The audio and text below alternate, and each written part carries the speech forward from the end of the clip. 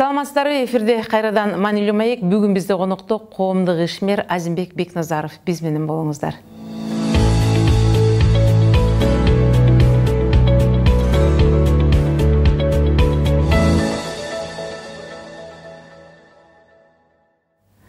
Саламатсызбы, Азимбек мырза, сизди биздин студиядан кайрадан көргөнүбүзгө кубанычтабыз.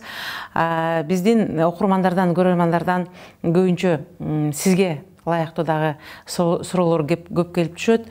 Анын арасында бир баягы кыргызда жакшы сөз бар го, сөз башатын жакшылыктан баштасаң, аягы да жакшы бүтөт деген ансыганы биз биринчи саясатка тийишпей туруп, сиздин жакын арада жазып жаткан Кыргызстандын саясий тарыхын чагылдырышкан китебиңиз жөнүндө азын улак сөз кылып кетсеңиз. Жай менен архивде отурдум, легендарный парламент, жол болсо Акаев кантип келген бийликке, кимдер алып келген, сырттан келген кредиттер кандай саясий шарттар менен келген, биздин кумтөр, алтын запастарыбыз кантип сыртка чыгарылган, үй бүлө негизинен Акаевдик үй бүлөлүк бийлик акырында отуруп кантип ошого үй бүлөлүк бийликке Кыргызстан айланып калган. Ушуларды архивдик материалдар менен ичинде жүргөн киши катары, ичинде жүргөн кишилердин сөзү менен, ошолордун айткан сөзү менен парламентте Масалиев кантип кызматтан түшкөн, ушуларды иликтеп атам.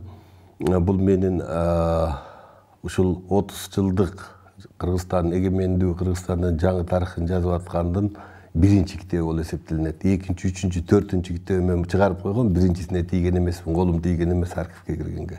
Мына азыр ошону жазып атам, Кудай кааласа 5 ноябрга туулган күнүмө бүтүрсөмбү деп атам.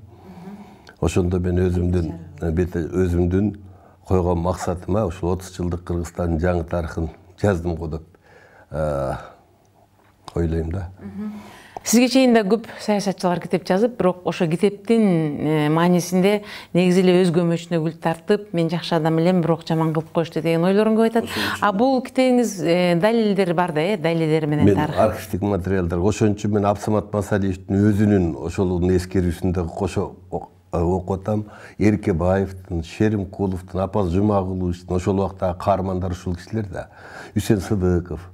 Ошолордун китебине салыштырып окуп атам. Ошо сиз айткандай кайсы жерде чындыктан алар тайып кеткен, архивдик материалга салыштырганда чыгып калат да.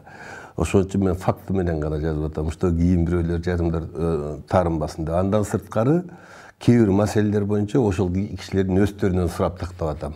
Отуруп, ушундай отуруп, сүрөт кылып, сиз ушинтип, ушунда 90-жыл ушинткен экенсиз, азыр кандай ойлойсуз деп, мен айткан Шеримкулович менен, Апас Жумагулович менен, Жумгалбек Садамбековдор менен өздөрү менен сүйлөшүп, Топчубек Тургуналиев эмне үчүн ачкачылык жарыялагансыз, талаптар эмне болду эле, максатыңарга жеттиңерби, ушул окшогон пока ушул кишилердин көзү да туруп атат да. Ошон үчүн мен үч тараптуу болот. Архивдик материал, анан ошол кишилердин өздөрүнүн мемуарлары и өздөрүнөн алган суроолор, тактоолор менен. Мындан келди, бул саясий тарыхый китеп болот. Саясат демекчи, мына сөздөн алыстабайлы, сөз башаты бул деген бүгүнкү күндө экс-президент Алмаз Атамбаевка бир нече жолу өзүңүздүн ачык оюңузду досум деп кайрылып да айтып көрдүңүз эле. Бүгүнкү күндө ал киши бекер деп айта албайм, эми бир эс алуудагы эргүдөө азырынча кызматта эмес.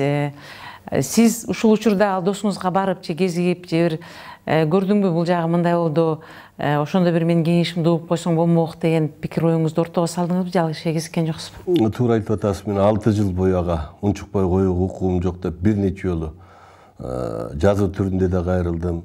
Жанагындай саясий куугунтук кылганда камчымды мойнума алып алдыңа барайын, ушуну токтотчу дегендей жалдырагандай да айтып көрдүм. Бирок ал киши эч кимди укпай, өзүнүн жан сакчы, катчы, шопурлары менен саясат жүргүздү. Мына результатында бүгүн коомдо бир кандайдыр бир тирүүчү пайда болду. Азыркы бийлик менен Атамбаевдин. Бул жакшы эмес, жакшы көрүнүш болбой калды. Ошондо бизди үзөңгүлөчтөр нукса, Отунбаеваны тиги Самазымка деп кыйкырып сөгүп, Текебаевди каматпай, мени мондай басынткысы келип, мага да иш козготподу акырында кедеринде. Ушуларга кылбаганда мүмкүн бизди көп жылдан берги үзөңгүлөчтөр нукса бүгүнкүдөй акыбал болбойт эле. Да, экс-президент менин оюмча эс алып атат деп айткандан алысмын. Ал досумду жакшы билем. Азыркы өзүнүн мураскору менен кандайдыр бир тирешүү, эрегишүүгө барып калды. Муну кобрадай күтүп турат өзүнүн саатын. Убакыт өткөн сайын анын пайдасына чечиле берет. Ошондуктан мен бүгүн ушул жерден да пайдаланып учукпай коеюн дедим эле. Кызматта жок адамды жамандаган болбойт. Менин бул мемеме туура келбейт да. Ал кызматтан кеткен. Мен кызматында барында аны сындадым. Азыр кызматында жок Атамбаевди сындабайм. Болгон айтарым мага дали. Эрегишпе Жээнбеков менен. Өзүң мураскоруң, өзүң өткөрүп бердиңби? Сен тагдырдын мээсине моюнсун. Да, сен аны техникалык президент кылып өзү башкарам деп ойлогон. Ишке ашпай калды. Моюнсунуш керек. Жолуксуңузбу, жолуккан жоксузбу? Жолуккан жоксуз. Мына сиз жогоруда айтып өттүңүз, ошол Атамбаевдин убагындагы саясий куугунтуктар болуп жатканда камчымды мойнума илип барайын деп да өтүндүм эле деп. Ошол атам Алмаз Шаршенович убагында коррупционерлер камалып жаткан учурда бул деген саясий куугунтук деп айтылды. Ошол нерсе бүгүн деле уланып жаткансыйт да, бүгүнкү күндө дагы. Ошол убактагы саясий куугунтук менен бүгүнкү саясий куугунтуктун айырмасын кандайча көрүп жатасыз? Мен байкашымча, жеке байкашымча, бул жерден баа саясат деп түшүнбесин, же Атамбаевга, же Жээнбековго тартып атат дегендей түшүнбесин. Менин жеке бул пикирим. Ал убакта Атамбаев өзүнө тийишкен, өзү жек көргөн, өзүн укпаган адамдарга сөз кылмыш токуп туруп, анан ошондой кылмыш иштер менен каматканга чейин барды.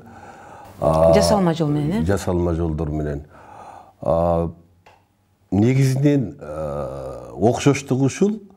Азыркы президент менен мурдагы президенттин кылмыш токуу жагы окшоштугу ошол Атамбаевдин салып кеткен чийири менен кетип атат. Окшоштугу мамлекеттик бир улуттук иш жөнүндө эмес да. Жеке пикир келишпегендиктен козголгондой сезилип атат. Өзүнүн жеке пикирлери келишпегенде. Мисалы Текебаев менен Атамбаевдин жеке ойлору менен эле ушундай барды да. Азыркынын айырмасы болгону, мен азыркы бийлик Атамбаевди сатпагандарга кылмыш козготуп атат дагы, сатып кеткендерге тийбей атат. Мындайча айтканда, бул деле багы тандалма, орусча айтканда выборочный иш козголуп атат да. Ким Жээнбеков Атамбаевди таштап Жээнбековго өтүп алып анын ырын-ырдап аткандарга тийбейт. Ал эми ким Атамбаевди сатпай, катуу бекем Атамбаевден кетпей тургандарга кызматынан дайдади кылмыш козгоп койгондой сезилип атат. Бул менин жеке пикиримде. Айырмасы ушул, окшоштугу баягы эле. Жасалма, токулма, саясий өңүттө. Укуктук далилдерге караганда көбүрөөк кыйкыры кызычуудан иш козголуп атат. Кожо көрсүн, эл көрсүн деген сыяктуу нерсе болуп калып атат деген пикирде экенсиз да. Жогоруда айтып өттүңүз, бул мисалы үчүн сиз ушул юрист катары, укуктуу адам, биздин мыйзамды жакшы билген адам катары, менин билишимче Текебаев Өмүрбек Черкешев тарабынан бекитилген бир мыйзам бар эле. Ал жерде атасы баласы, баласы атасы үчүн жооп бербейт биздин мыйзамда. Ага карабастан бүгүн ошол Сапар Исаковду кылмышкер дейли, анын кылмышы далилденди дейли. Бунун кайната кайненесинин мүлкүн барып текшерүүгө жана ошону оодаруга, аңтарууга бизде акыбыз бар беле же жок беле? Эми тергөөдө кандай вариант болот да, обычно бул коррупция деген нерсе эч убакта адам өзүнө баягы коррупциялык кылмыш жолу менен тапкан мүлктөрдү өзүнө оформление кылбайт, каттабайт. Башка кишилерге, аялдарына, же болбосо даже болбу баягы любовницаларына оформить этип койгондор деле болгон. 10-жылы билесиң да, ячейкалардан акча чыккан ошолор жана Бакиевтердин балдары, инилери баарыныкы эле жөнөкөй эле кыздарга, келиндерге оформить эткен болгондо анан алар баары баш тартпады, биздики эмес, биз жөн эле паспортубузду бергенбиз деп. Ошол сыяктуу болуп калат да. Бул коррупция точно ошондой. Мисалы эч ким өзүнө оформить этпейт, башка бирөөлөргө оформить этет. Ошол жаатта мүмкүн тергөөчүлөр текшергенге укугу бар. Эмне үчүн дегенде ал кишинин деле айлык акысы бар да. Сен кайдан таптың, кайдан акчаны дегенде эле алар жана мен айткандай сынып берет. Меники эмес, ал тигиники болчу деп. Ошол өңүттө тергөөдүн аягына чыгарыш үчүн ошондой кылганга тергөөчүлөрдүн укугу бар. Бирок анын да бир чеги бар да, мыйзамдуу чеги бар. Андан ары өтпөш керек. Андан адамдын аброюна, ар-намысына шек келтирбеш керек, өтө куугунтуктабаш керек, үркүтпеш керек, коркутпаш керек, камалып дегендей. А так жанагындай текшерген укугу бар. Сиз айтып калбадыңызбы, Текебаев токуган мыйзам бар эле деп. Андай атасы баласы үчүн, баласы атасы үчүн деген бул Сталин заманынан бери тегиле адамзаты убагы келаткандан бери эле жооп бербейт. Ушул бир цивилизованный мыйзам токуган жашоого киргенден бери 100 жылдан бери ушундай даже тоталитардык ошондой мамлекеттер дагы эч убакта атасы баласы үчүн жооп бербейт. Бизде аны Текебаев токуган эмес, 24-жылкы 1-чи конституциядан бери эле ошондой келатат. Мен айтпадымбы, Сталин заманынан бери эле ошондой. Даже ошол Сталиндин катуу заманында да андай болгон эмес. Бирок ал нерсени көп учурда мыйзамга баш ийбеген учурлар болуп, көп учурда колдонулбай калган көрүнүштөр да болуп айтып атпайсың башында, кылмышкер деп, ушинтип атыптыр деп. Пока соттун чечими чыкканча биз эч кимди кылмышкер деп айта албайбыз. Сапар Исаковду мен кылмышкер деп айта албайм, азыр укугум жок. Анткени ал соттун өкүмү чыккан жок. Ал сотко чейин сотто мүмкүн акталып кетиши мүмкүн ал. Таптаза болуп чыгышы мүмкүн, жанагы арест салынган нерселер кайтарылып калышы мүмкүн. Ошондуктан азыркы бийликтин биз 400 миллион өндүрдүк, коррупция менен күрөшүп атабыз деген кыйкырыгына мен кээде биякта туруп өзүм уялып кетем да. Анткени ал сотко жеткенде мүмкүн 400 миллиондар кайтарылып берсин десем эмне болот? Анткени сотко жете элек да бул иштер. Ошондуктан бирөөдү кылмышкер, же болбосо бирөөнүн акчасын алып өткөрүп, мамлекетке өткөрдүк, же иштетип атабыз, мектеп курабыз дегендин өзү туура эмес. Сөзүңүзгө такалет жок. Мындан келди, эгер аркы дүйнөнүн бардыгы чын болсо, Куранда жазылат экен, ал жакта да атасы баласына, баласы атасы үчүн жооп бербейт деп. Эсиңизде болсо, былтыр ушул убакта 15 октябрда президенттик шайлоо болуп, мынакей жакында эле 1 жыл болуп өттү. Социалдык сеттерде жана коомчулукта ошондой эле саясатчылар дагы өз пикирлерин жашырган жок 1 жылдын ичинде жасалган жумуштар боюнча. Бул боюнча сиздин пикириңиз кандай? Эми утурумдук, күнүмдүк турмуш өтүп жатат. Президент дагы өзүнүн ыйгарым укуктагы утурумдук, күнүмдүк ыйгарым укуктарын аткарып атат. Бирок мамлекет башчы катары 6 жылда бир тарыхый иш кылып, тарыхта калам дегендей иштерди жасаганын мен көргөн жокмун. Алда иштер жасаш үчүн сөзсүз бир конституциялык деңгээлде реформа жасаш керек болчу. Мисалы 10 жылдан бери парламенттик система бизде иштеген жок. Бүгүн конституциядагы парламенттик оппозиция деп атайын белгиленген жобо иштебей калды. Парламент оппозиция жок. Парламент бир, ким президентке ошонун колундагы эле нотариальный конторага окшоп калды. Же бир экинчи нерсе 100% партиялык тизме менен шайлоо деген дагы быйыл 11 жыл болду. 2007-жылы киргизилген. Иштей алган жок. Кыргызстанга бул жаккан жок. Элдер, депутаттар элдин өкүлү болбой эле бир партиянын лидеринин депутатына айланып калды. Мына ошондуктан мен ойлойм, азыркы президент тарыхта калам десе, чоң конституциялык реформаларга барыш керек болчу. Мындай иштерди алигече баштаган жок. Утурумдук, күнүмдүк иштер да болуп жатат. Коррупция менен күрөшүп атабыз дегенде көз токтолдук окшойт. Коррупциянын али жыйынтыгы чыга элек. Жана башында айтпадымбы, Атамбаевди сатпаган гана чиновниктерге иш козголгондой болуп калды да. Мына Атамбаев экөөнүн тиреши да ошондой окшойт. Атамбаев сен мени сатпагандарга иш козгоп атасың дегендей кылып атат окшойт. Жанагы Атамбаев таштап өтө качкандардын баарына жаңыдан кызмат берип атпайбы. Мен аттарын атабай эле коеюн, жаңыдан кызматтарга барып эле кадимкидей эле эч нерсе болбогондой кыйкырып өкүрүп жүрүшөт. То есть бүгүн бул жагындагы деле, бул жагындагылар деле мурдагы эле Атамбаевдин командасындагы адамдар. Ушул жагынан да кадр маселесинде дагы Жээнбек өзүнүн командасын түзө алган жок.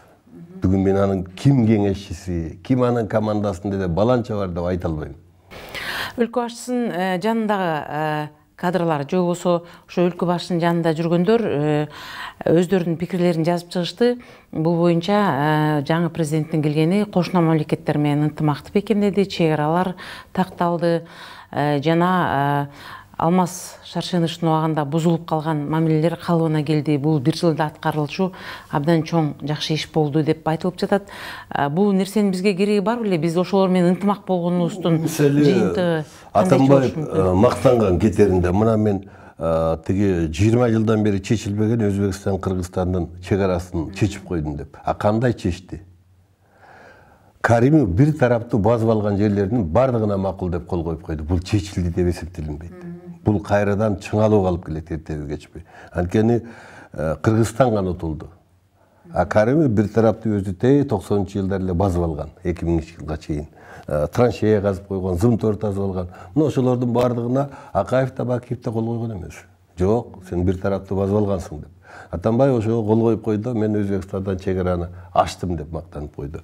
Жээнбековдун командасы кайсы чек ара маселесин чечтим деп айтып атат. Чек ара маселесине булар кайрылган жок эле. Мисалы, Аксыдагы оңгартуу чечилдиби? Чечтиби? Эч ким билбейт. Же болбосо, менин оюмча булар айтпаса керек, Назарбаев менен жакшы мамиледе болуп калдык деп. Эми бул жанагы мен айткан утурумдук иштердин бири да. Утурумдук иштер, күнүмдүк иштер. Да, Назарбаев тарынган. Бүгүн тарынчы кетти ачып койду. Эртең кайра тарынса кайра жаап коет. Это не значит, biz что президент келип эле жакшырып кетти деген нерсе эмес. Любой мамлекет башчысы өзүнүн мамлекеттин, өзүнүн элдин кызыкчылыгы үчүн иштеш керек. Өзүнүн кызыкчылыгы, өзүнүн мамлекети үчүн кызыкчылык үчүн иштегенде сөзсүз коңшу мамлекеттин президенттери менен кээде тартышка туура келет. Өзүңдүн намысыңды талашып, Бакиев кеткенден кийин, Акаев кеткенден кийин дагы бир оппозициялык көз караштагы Бек сыяктуу бириккен туруктуу элдик кыймыл деп түшүлүңөр. Бүгүн ошол кыймылдар жөнүндө маалыматтар солгундап кетти. Алар иштеп атабы же тарап кеттиңиздерби? Биз ошол өткөн жылы, наркы жылы туруктуу элдик кыймыл ак кемеде түзүп 40тан ашык уюм кол койгонбуз. Ата Жогорку партиясы бар, Адахан Кимсенбаев да кол койгон, бир топ саясатчылар. Биздин максатыбыз ушу конституциялык реформаны жүргүзүш болчу, реформаларды жүргүзүш. Бир топ маселелер бар. Бирок бийлик алмашканына байланыштуу тектин акыркы жыйында бул жаңы президентке 1 жылга чейин мүмкүнчүлүк берели, иштеп көрсүн, сындабайлы, колдон келсе жардам берели деген максат менен биз 1 жылдан бери унчукпай турабыз. Бирок унчуккан эмеспиз. Ошондо дагы сиз ушу 1 жылда конституциялык реформа жасаңыз, мындай деп жазуу түрүндө сунушубузду бергенбиз. Ал жетти беле? Жеткен, Жогорку Кеңешке да жеткен, президентке да жеткен. Бирок алардан бизге ответ да жок, эч нерсе жок. Мына ушу 1 жыл болгондугуна байланыштуу азыр ошо туруктуу элдик кыймыл ноябрь айынын акыркы 10 күндүгүндө элдик курултай өткөрүп, азыркы президенттин 1 жылдык ишине саясий коомдук баа берели деп атабыз. Күн тартибине бирок кээ бир партиялар айтып атат, Атамбаевдин 6 жылдыгына саясий коомдук баа берели. Анткени анын 6 жылдык ишти эч ким жерде эч баа берилген жок, өзү дагы отчет берген жок. Жана бекеринен кол тийбестигин алыш керек, аны муну деген сөздөр мына ошонун кесепетинен чыгып атат да. Ошондуктан конституциялык реформанын маселелерин коелу деп атат. Жакында ошол курултайды уюштуруу комиссиясы түзүлөт.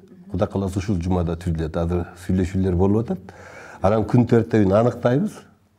Кайсы саясий күч эмне сунуш келсе, ошо толук отуруп алып, анан элдик курултайга алып чыгабыз. Уюштуруу комиссиясы анан ошонун аягына чейин уюштурат. Ошол курултайларды өткөрүп, кайрылуу жасоо парламентке, өкмөткө же болбосо элге кайрылуу жасоолордун жыйынтыгы чыгабы же жөн эле айтылып калып калабы? Бул конституциялык норма, Конституцияда бар, 52-статьяда. Мамлекеттик, коомдук, улуттуу маселелер боюнча Кыргызстандын жарандары элдик курултай өткөрүп, чечимдерин бийликке жөнөтө алат деген. Биз ошол укугубузду пайдаланып атабыз. Аткарбаса билесиңер да, Акаев аткарбай койгондон кийин анан курултайлар эмне делди? Кетсин деген көткөн ошодон. Бакиевдин ордуна дагы ошол Бек элден мурун курултай өткөрүп аткарбай койгондон кийин анан жанагы жерлерде курултай өткөрүп баштаган. Эгерде биз Жээнбекке өзүбүздүн сунушту Кудай кааласа беребиз, биз Жээнбектин өзүн да чакыралы деп атабыз, бийликти да чакыралы деп атабыз. Кенен саясий коомдук күчтөрдүн кенен форуму болот. Ачык айкын ошол жерде талкуулайбыз дагы, анан чечимин жөнөтөбүз, мөөнөт беребиз, ушундай кыл деп. Кылбаса андан кийин экинчи шаг, үчүнчү шаг дагы алдыга жылабыз. Анткени бир эле мамлекетке президенттер эле кожоюн эмес, биз Кыргызстандын жарандары дагы мамлекетке ээбиз. Эгемендиктин ээси Кыргызстандын эли. Биз дагы ээбиз мамлекетке. Бүгүнкү өкмөт башчысы Сооронбай Шарипович менимче көп мындай жолугушуулардан артка кайткан жок. Жанагы өзүнчө уюмдар менен, бейөкмөт уюмдар бардыгы менен жолугуп жатат. Мүмкүн силердин курултайыңарга дагы барып, ал киши катышып кетер. Абдан жакшы болмок келсе. Сөзүбүздүн аягында дагы бир ушул сиздей ушундай бир саясаттын чордонун басып өткөн жолу, ошол саясаттын көп тагдырын, тарыхын жакшы билген адам катары бул сизге берилчү суроо. Мисалы үчүн Сингапурдун өсүш тарыхында Ли Куан Ю бул сиздей ушул саясатты жакшы билген адамдардан өзүнчө бир кеңешме түзүп алып, алар менен кеңешип иш жасагандагы, ал эми кызмат орундарга жаштарды, иштей турган жаштарды алып келгенге аракет кылган. Эгерде бизде ошондой бир уюм түзүлүп калса, сиздин пикириңиз кандай болот эле? Эң сонун болмок. Мен жана бекер айткан жокмун, азыркы Жээнбектин кеңешчилери ким экенин билбейм деп. Чындыгын эле эч ким билбейт. Ким кеңеш берет ушуга? Мына ар кандай миш-миштер чыгып атат ошонун айынан. Ошондуктан кандай гана президент болбосун, сөзсүз мамлекетчил, улуттук деңгээлде ойлонгон саясатчылардан өзүнүн кеңешчилерин түзүш керек. Кеңешчилер советин түзүш керек болсо. Бул абдан жакшы нерсе. Жаштар, конечно, ишке барыш керек. Алар иштеш керек. Ошол кеңештин кеңеши менен отуралы алар иш кылыш керек. Президент таласта жүргөндө айтты окшойт, мен экстер, премьерлер менен, спикерлер менен жолуктум деп. Эл арасында бул опять тескери кабар алынды. Анткени экстер ушул үй бүлөлүк башкарууну алып келгенде. Экстер Бакиевдин, Акаевдин түбүнө жетти да ошол премьерлер, ошол спикерлер. Ошондуктан экстердин азыр Адахан айткандай бардыгы коррупционер деп айтып ал. Жок, бардыгы коррупционер эмес, бир 90% ошол үй бүлөлүк президенттик үй бүлөнүн номенклатурасынан чыккан адамдар. Абас Жумагуловду, Шеримкуловду, Меркебаевди кошпосок, бир 10 чакты адам кошпосок, калганын баары эле ошондой. Отур десе отурду, тур десе турган адамдар. Ошондуктан мен ойлойм, раз президент ошо талашты ушинтип айтты, анын ою бар, ушундай бир кеңеш сурай турган бир керек деген ою бар экен да. Ошон үчүн ал кеңешти бирок мен экстерден сурайм деп койду да. Мен ойлойм, ошол экстерден тандап алып, башка тажрыйбалуу саясатчылардан тандап алып, коомчулукка ачык чыгып эле менин кеңешчилерим муногу деп эле айтыш керек. Эгер антип айтпаса, ар кандай жанагы инилери чечип атат, кудалары чечип атат деген миш-миштер жүрө берет. Мына ошого жол бербеш үчүн дагы ошондой совет керек. Атамбаевдин трагедиясы так ошондо болду. Ал эч кимдин кеңешин уккан жок. Фарид укту, өзүнүн шопурун укту, болду. Мына трагедия мына ошондо болду. Ошон үчүн бүгүн жанагы айрымдар айтып аткандар жалгыз калды деп атпайбы? Жалгыз отурат дегендей.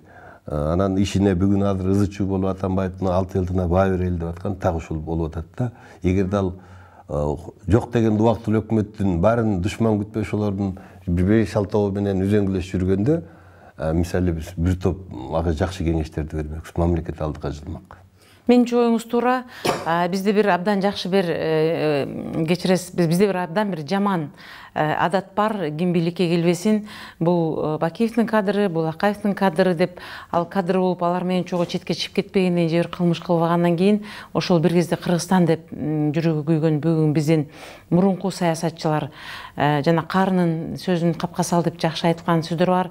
Ушу бир жашта курактагы саясатчылардан президенттин айланасына кеңешме уюм түзүү, бул менимче өлкөнүн өспүнүшүнө бир жакшы жөрүлгө болот деген ойдобуз. Маселе тандап алсын деген мындай да бар да, коомдук пикирди эске алыш керек да.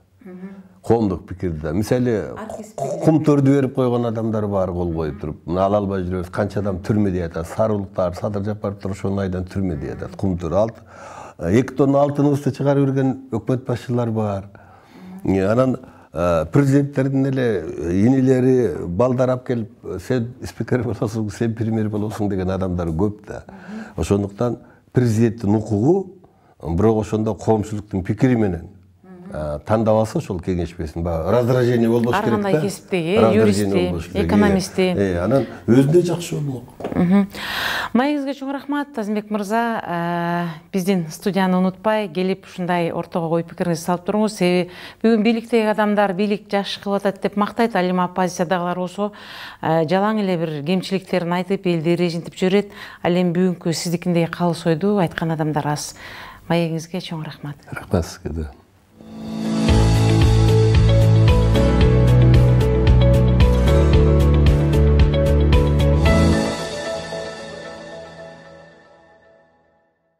Ушун менен маанилүү маегибиз соңуна чыкты. Сиздерге бүгүн коомдук ишмер Азимбек Бекназаров келип маек куруп берди. Берүүнү мен Үмүт Мукамбетова алып бардым. Кайрадан кезишкенче саламатта болуңуздар.